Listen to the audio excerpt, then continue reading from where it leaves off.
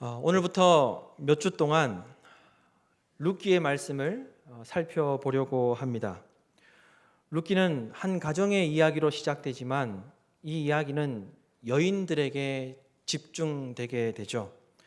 남편과 함께 고향을 떠나 이방의 낯선 땅에서 살았던 한 여인, 그러나 그 이방 땅에서 남편을 잃고 맙니다. 그렇지만 싱글맘으로 두 아들을 양육하며 열심히 살았습니다. 나름대로 삶에 기쁨이 있었고 즐거움이 있는 듯 했습니다. 그러나 10년쯤 되었을 때 그 두 아들도 잃고 말죠. 그리고 그 아픔을 안고 또한 그 텅 빈 가슴을 안고 다시 고향으로 돌아왔던 한 여인의 이야기, 그리고 그 여인의 며느리였던 룻을 통해서 하나님의 크고 놀라운 구속의 역사를 보여주시는 내용이 바로 룻기의 이야기입니다. 구약 성경에서 룻기는 사사시대를 기록하고 있는 사사기와 또한 통일 왕국을 기록하고 있는 사무엘상 사이에 위치해 있습니다. 마치 잘 숨겨둔 것처럼, 숨겨져 있는 것처럼 사실 이 룻기는 성경에서 찾으려고 할 때 찾기도 쉽지 않습니다. 오늘 룻기 1장 1절에서 6절을 찾을 때 한참 다른 성경을 찾는 때보다 더 시간이 아마 많이 걸리신 분들도 계실 것입니다. 이처럼 찾기 힘든 책이 이 룻기인데, 저는 이 찾기 힘든 이 룻기가 그 사사기와 사무엘상 사이에 있다는 것 자체도 은혜가 되었습니다. 창세기 1장부터 태초에 하나님께서 천지를 창조하셨다라고 아주 거창하게 하나님의 위대하심을 찬양하면서 성경이 시작됩니다. 모든 것을 다스리시는 하나님에 대한 말씀이 모세오경에 기록되어 있고, 그 하나님께서 홍해를 가르셔서 이스라엘 백성들을 인도하셨다는 그 놀라운 역사가 성경에 기록되어 있습니다. 하나님께서 나라를 세우기도 하시고 나라를 망하게도 하시고, 하나님께서 왕을 세우기도 하시고 왕을 무너뜨리기도 하신다는 그 하나님의 절대 주권을 성경이 기록하고 있습니다. 심지어 하나님의 말씀을 듣지 않았을 때, 범죄했을 때 질병과 그리고 지진으로 하나님께서 심판하신다는 내용을, 하나님의 그 위대하심을, 하나님께서 자연까지도 다스리신다는 그 내용을 성경이 기록하고 있습니다. 그런데 세상 모든 만물을 다스리시는 그 크고 위대하신 하나님께서 아무도 관심 갖지 않는 지극히 비천한 한 여인을 세밀하게 살피시고 감당할 수 없는 놀라운 은혜로 역사해 주신다는 내용을 기록하고 있는 룻기가 제게 얼마나 큰 은혜가 되고 또한 큰 힘이 되는지 모릅니다. 룻기는 단 4장, 4장으로 기록되어 있습니다. 페이지로 따지면 2페이지밖에 되지 않습니다. 룻기에는 하나님의 놀라운 기적도 나타나지 않습니다. 룻기에는 하나님의 강력한 일하심도 나타나지 않습니다. 룻기에는 모세나 여호수아나 그리고 사무엘처럼 훌륭한 선지자도 룻기에는 나오지 않습니다. 뿐만 아니라 하나님께서 친히 말씀하시는 내용도 룻기에는 없습니다. 룻기에는 제사장이 하나님의 말씀을 선포하는 내용도 없습니다. 심지어 룻기에는 하나님께 제사 드렸다, 하나님께 예배 드렸다는 내용도 있지 않습니다. 룻기에는 하나님을 위해서 제단을 쌓았다는 내용도 없습니다. 하지만 괴테라는 사람은 이 룻기는 구약에서 가장 아름다운 단편이다, 가장 아름다운 책이다라고 극찬하고 있습니다. 왜냐하면 하나님의 놀라운 역사, 하나님의 기적, 또한 어떤 그 선지자가 나타나서 놀라운 기적을 일으키는 그런 내용은 없지만 하나님의 인자하심과 하나님의 섭리가 선명하게, 아주 선명하게, 아주 분명하게 드러나고 있기 때문에 괴테는 구약 성경에서 가장 아름다운 책이다라고 칭찬하고 있는 것이죠. 하나님의 놀라운 구속의 역사가 한결같이 나타나고 있기에 룻기의 말씀은 더욱 위로가 되고 더욱 은혜가 된다라고 저는 믿습니다. 이 시간 텅 빈 마음으로 비천하게 살아가던 나오미의 삶을 살펴보면서 우리를 향한 하나님의 한결같은 은혜와 역사해 주심을 깨닫고 하나님의 위로가 가득하며 믿음이 더욱 굳게 세워지는 시간이 되기를 주님의 이름으로 축원합니다. 먼저 1절의 말씀입니다. 1절 말씀을 다 같이 읽도록 하겠습니다. 사사들이 치리하던 때에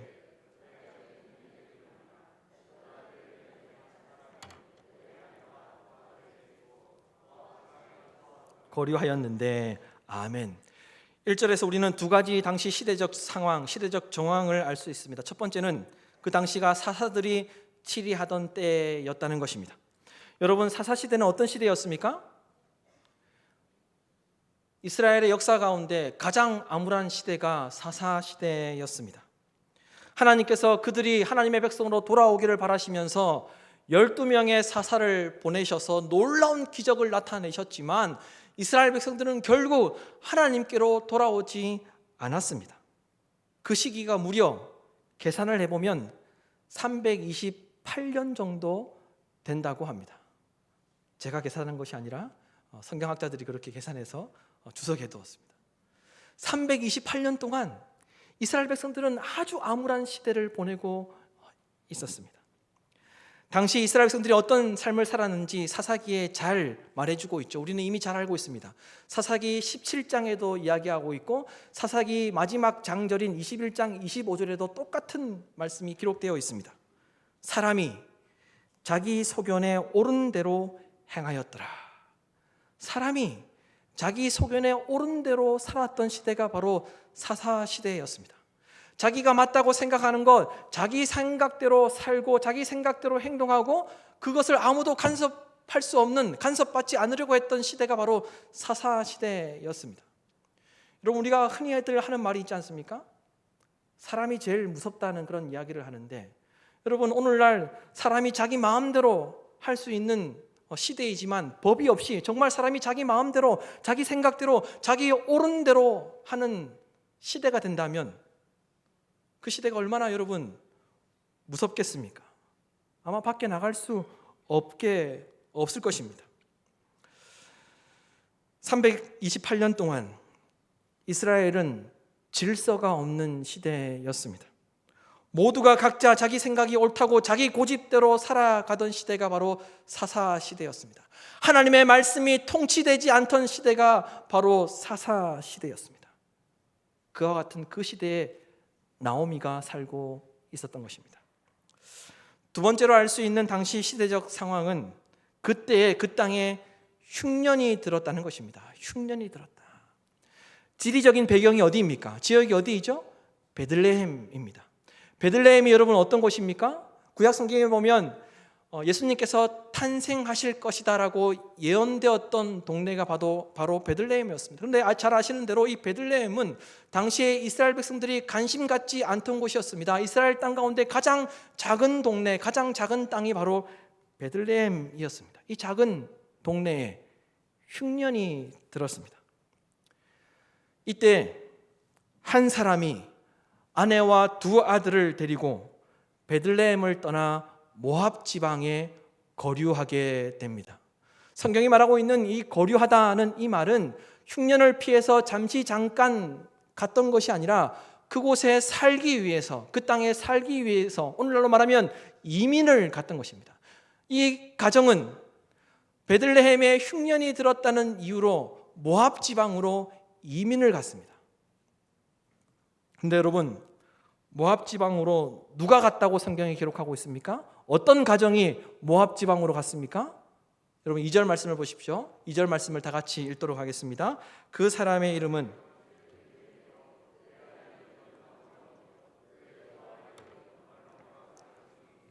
유다 베들레헴 에브라 사람이었더라.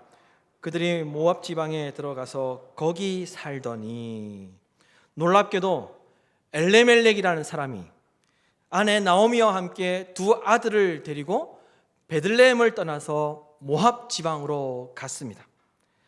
당시 작은 동네였던 베들레헴에서 엘리멜렉의 가정이 그 베들레헴을 떠나서 모압 지방으로 갔다는 것 그 자체만으로 아마 그 베들레헴에 살고 있는 사람들은 충격을 받았을 것이라 짐작해 볼 수 있습니다. 왜냐하면 엘리멜렉의 그 이름의 뜻 때문에 그렇습니다. 엘리멜렉이라는 이름의 뜻은 엘리는 나의 하나님이라는 뜻을 가지고 있습니다. 멜렉은 왕이시다는 그런 의미를 가지고 있습니다. 그러니까 엘리멜렉의 이름의 뜻은 나의 하나님은 왕이시다, 여호와 하나님은 왕이시다라는 그런 신앙 고백과 정체성을 가지고 살아가던 사람이 바로 엘리멜렉이었습니다. 그러나 이 엘리멜렉 가정이 자신들이 살고 있던 베들레헴을 떠나 모압 지방으로 갔던 것입니다. 베들레헴에 흉년이 들었다는 이유로 엘리멜렉은 하나님께서 살도록 하신, 하나님께서 약속하셨던 그 땅을 떠나 모압 땅으로 갔습니다. 하지만 어떤 사건이 일어납니까? 오늘 우리가 읽었던 2절 말씀의 마지막 부분에 보면 거기 살더니라고 그렇게 끝나지만 3절에서 엘리멜렉이 죽습니다. 우리가 보고 있는 이 한글 성경에는 없지만 히브리어 원어 성경에 보면 2절과 3절을 잇는 접속사가 있습니다. 원어 성경에는 그리고 나서라는 단어가 있습니다. 그리고 나서. 그러니까 거기 살더니 그리고 나서 엘리멜렉이 죽었다라고 원어 성경은 그렇게 기록하고 있다는 것이죠. 이것이 무엇을 의미하는 것입니까? 모압 지방으로 간 지 얼마 되지 않아서, 정착한 지 얼마 되지 않아서 엘리멜렉이 죽었다는 것을 이야기하는 것입니다. 모압 지방에 간 지 얼마 되지 않아서 나오미는 과부가 된 것이죠. 한참 정착한다고 바쁜 일상, 많은 것을 챙겨야 될 그런 상황이었는데 그 모압 지방에 거주한 지 얼마 되지 않아서 나오미는 남편을 잃은 과부가 되고 말았습니다. 고대 사회에서 과부가 된다는 것은 한 인간이 당할 수 있는 고난의 결정체다, 결정판이다라고 그렇게 이야기할 수 있습니다. 당시에 단순히 남편을 잃은 것이 아니라 사회의 관계의 모든 것들이 단절되었다는 것을 의미합니다. 과부가 된다는 것은 인간의 존엄성뿐만 아니라 사회적으로 그리고 종교적으로 모든 권리를 박탈당하는 것을 의미하는 것이었습니다. 당시의 고대 사회에서 남편을 잃는 것은 사회로부터 단절된 것이고 종교적으로도 모든 권리를 박탈당하는 것이었습니다. 그만큼 남편을 잃는 것은 고난 중에서도 최고의 고난이었습니다. 더욱이 여러분 생각해 보십시오. 이방 나라에서 남편을 잃었습니다. 도움을 받을 수 있는 그 어떤 친척도 없었습니다.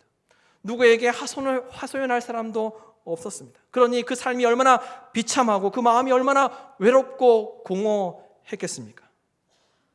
하루하루가 힘든 삶이었겠죠. 하지만 나오미는 살아야 할 이유가 있었습니다. 나오미에게는 아직 두 아들 말론과 기럧이 있었기 때문에 나오미는 살아야만 했습니다. 나오미는 한 가지 소망뿐이었겠죠. 이 두 아들들이 잘 자라기를 바라면서 힘들고 어려운 때마다 그 두 아들을 생각하면서 억측같이 그 어려운 상황들을 버티고 이겨내었을 것이라 짐작해 볼 수 있습니다. 다행스럽게도 이 두 아들들은 잘 자랐습니다.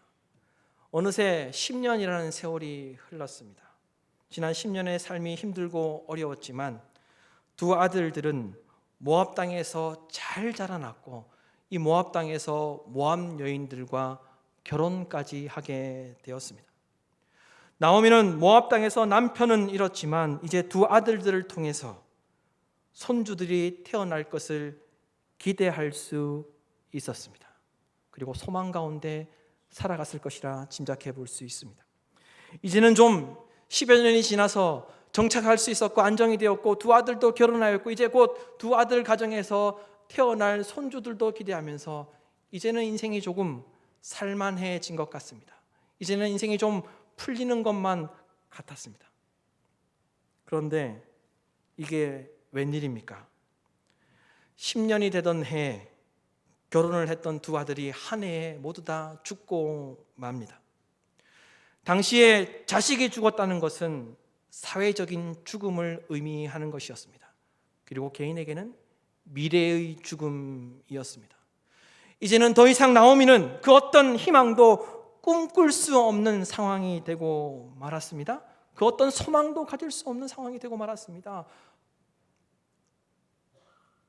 단테의 표현을 빌리자면 나오미는 희망 없는 삶을 살았기 때문에 나오미의 삶은 지옥과 같다라고 그렇게 말할 수 있을 것입니다. 나오미는 두 아들을 잃고 더 이상 희망을 꿈꿀 수 없었기에 그의 삶은 지옥과 같았습니다. 여러분, 우리는 어떻습니까?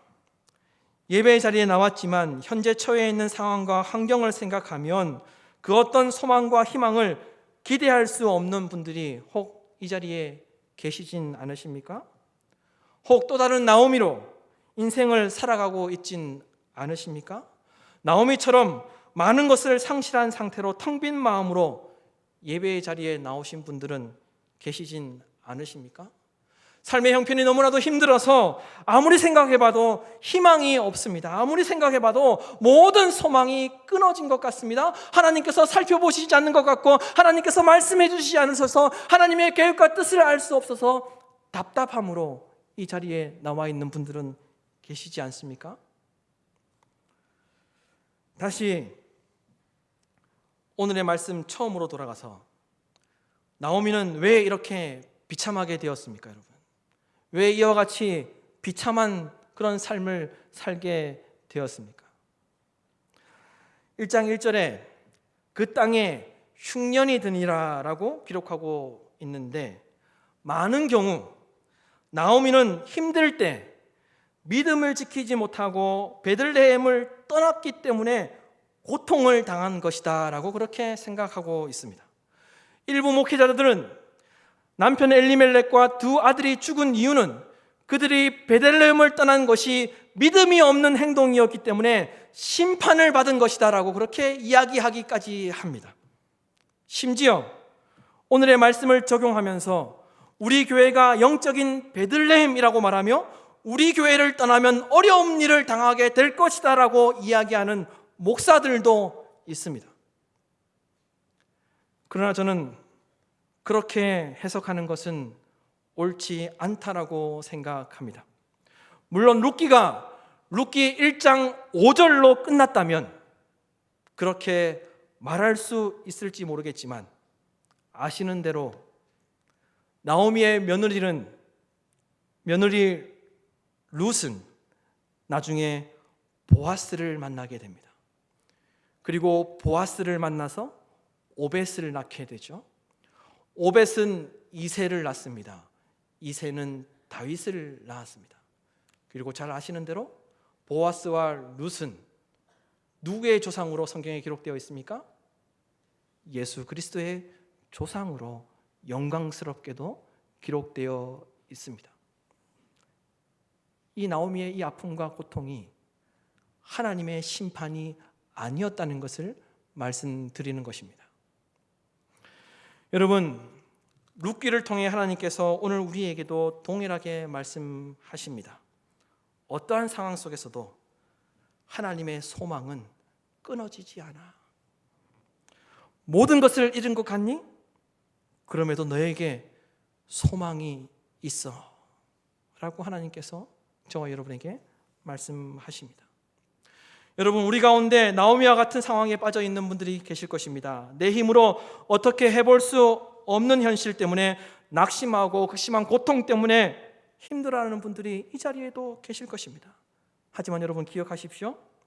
우리의 선택이 잘못되어 고통의 길로 나아간다 할지라도 하나님께서 말씀해 주시지 않고 하나님의 뜻을 알 수 없어서 답답한 상황을 살아간다 할지라도 여러분, 그렇다고 해서 하나님의 소망이 끊어진 것이 아니라는 사실을 꼭 기억하시기를 바랍니다. 우리에게 우리가 손쓸 수 없는 상황이 일어난다 할지라도 하나님은 우리를 위해 한결같이 일하고 계심을 기억하시기를 바랍니다. 하나님의 소망은 결코 그리고 한순간도 우리에게서 끊어지지 않았다는 것을, 하나님의 인자하심은 한결같다는 것을 하나님은 룻기를 통해 우리에게 말씀해 주고 계십니다. 나오미 인생 가운데 다시 소망의 빛이 보이기 시작했습니다. 6절 말씀입니다. 6절 말씀을 다 같이 읽도록 하겠습니다. 그 여인이